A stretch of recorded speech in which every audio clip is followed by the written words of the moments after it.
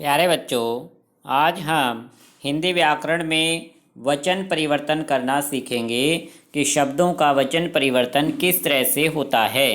यानी एक वचन शब्द से बहुवचन शब्द बनाने सीखते हैं कि अगर शब्द के अंत में ए है तो ए के स्थान पर ए लगा देना है। देख सकते हैं गेंद, रात, आँख, सभी शब्दों के अंत का अंतिम जो वर्ण है वो क्या है? ए।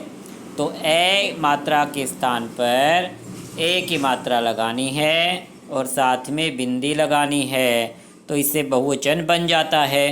सड़क, सड़कें, खाट, खाटें, मांग, मांगें, सभी शब्दों में देख सकते हैं ए के स्थान पर ए की मात्रा और बिंदी लगाई गई है।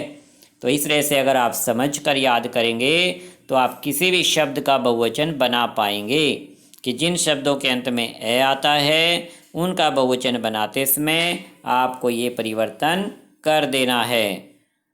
दूसरा नियम कहता है बच्चों, अगर शब्द के अंत में आ आया है तो आ के पश्चात ए जोड़ा जाता है। यानी ए की मात्रा नहीं बल्कि ए को प्रत्यय के अनुसार जोड़ा जाता है। जैसे प्रत्यय जोड़े जाते हैं कि कथा, कन्या, कला, सभी में देख सकते हैं आ की मात्रा है सभी शब्दों के अंत में।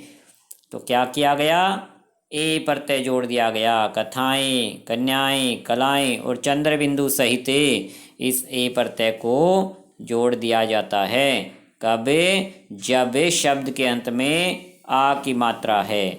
गाथा, गाथाएं, वार्ता, वार्ताएं, शाखा, शाखाएं, तो सभी शब्दों में देख सकते हैं माला, मालाएं, ए प्रत्यय को जोड़ा गया है। तो ए आता है तो क्या करें?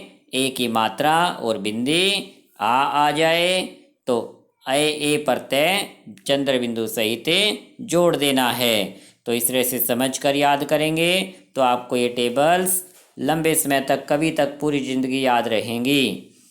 तीसरा नियम कहता है आ के स्थान पर ए में परिवर्तन कर दिया जाए कि अगर शब्द के अंत में आ है तो केवल ए की मात्रा बदल देनी है बिना बिंदी के। तो कुछ शब्द ऐसे हैं बच्चों जिसमें केवल ए की मात्रा लगाने से बन रहा है हीरा, हीरे, लोटा, लोटे, किस्सा, किस्से, कि ए की मात्रा ए आने पर भी लगाई गई थी लेकिन वहाँ पर साथ में बिंदी भी लगाई गई थी। तो ये अंतर भी ध्यान रखना है, कब बिंदी लगेगी, कब बिना बिंदी के ए की मात्रा में परिवर्तन होगा। जब आ आता है, संतरा, पंखा, जूता, दाना, सभी में आ की मात्रा है अंत में, तो बहुवचन बनाते समय केवल ए की मात्रा, संतरे, पंखे, जूते, दाने। जबकि ए आता था तो क्या करते थे? ए की मात्रा बिंदी सहित लगती है। और आ का नियम इससे पहला दूसरा नियम भी था, उसमें आ आने पर क्या लगाया गया था? ए प्रत्यय जोड़ा गया था चंद्र बिंदु सहित। ये शब्द की प्रकृति पर निर्भर करता है बच्चों कि किस तरह का शब्द है। ये पढ़ने से आपको याद हो जाएंगे। नियमों को अगर रट्टा ना भी लगाओ, ध्यान याद ना भी करो, तो भी ये टेबल्स आपको याद हो जाएंगे रिवाइज करने से। अगला नियम कहता है या जोड़कर परिवर्तन, की या प्रत्यय लगा दिया जाए चंद्र बिंदु सहित। गति, गतियाँ, इस रीति, रीतियाँ, निधि, निधियाँ, राशि, राशियाँ, सभी में या प्रत्यय जोड़ा गया है चंद्र बिंदु सहित। अगला नियम भी कहता है कि या जोड़कर दादी, दादियाँ, नाली, नालियाँ। तो इसमें घ में और अड़े में अंतर क्या है बच्चों? कि देख सकते हैं सभी में लास्ट में छोटी ई की मात्रा है। तो जब अंतिम अक्षर पर छोटी ई की मात्रा हो तो वह छोटी ही रहती है। लेकिन अगर अंत में दादी, नाली, नदी, जाली अंतिम ई बड़ी है तो उस ई को छोटी ई में परिवर्तन कर देना है। क्योंकि बहुवचन शब्द में बच्चों बीच वाले अक्षर पर कभी भी बड़ी मात्रा नहीं आएगी। देख सकते हैं दादियाँ, नालियाँ, नदियाँ, जालियाँ, सभी में बीच वाले अक्षर की जो मात्रा है वह छोटी ई में परिवर्तित हो गई है। तो ये अंतर आपको ध्यान रखना है। और कई बार केवल चंद्र बिंदु लगाया जाता है क्योंकि या प्रत्यय पहले ही जुड़ा हुआ है, खटिया, गुड़िया, बुढ़िया, या तो पहले ही जुड़ा हुआ है, तो केवल चंद्र बिंदु लगा देने से परिवर्तन हो जाता है। तो आपको ये सभी टेबल्स याद करनी है। अगला नियम कहता है कि अगर शब्द के अंत में ए हो तथा ऊ को ऊ में बदल देते हैं,